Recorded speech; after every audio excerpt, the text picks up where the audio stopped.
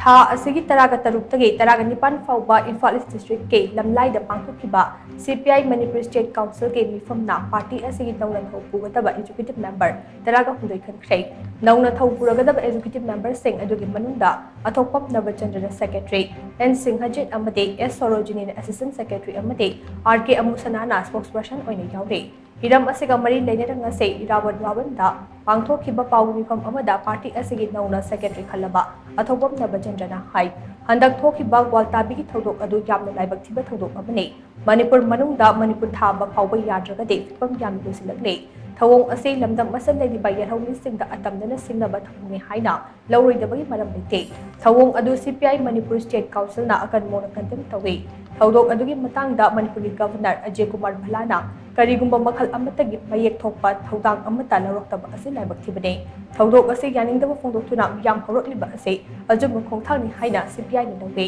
मणिपुर असे इंडिया के सरुक अमा ओइबनिना इंडिया लेंगाना मणिपुर इंटीग्रिटी असे इकाई खुनफुक थोए कनागुंबा खरगी थौरिंग सिंदा महा रेजिमेंट चथकिबा थौंग अदो मणिपुर मियामगी यामना थमोय सुलिंगाई ओइबा थौंगे हिरम असिगा मरी लेनेना हौजिक चथरिबा इंक्वायरी कमिटी असिसो मतम लौनबगी थौंग अमनि हाइना मियामना लौवे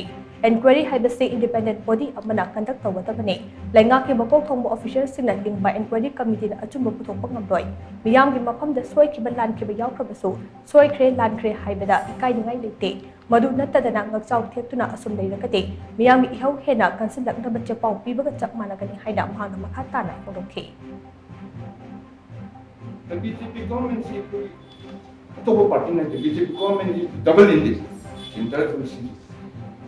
sugum double in din namana choyga walta bi soyga bamaka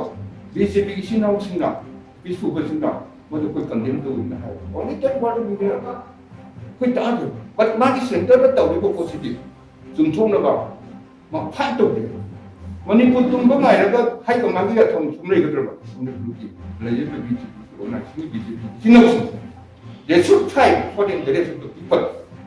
hit out दे सी मोन तो they hit out demand to the BJP party Manipur सुगम बा मोन डायलॉग को ओदे जा सो मेनी अमोना सरकार पाइनी पाइरोसी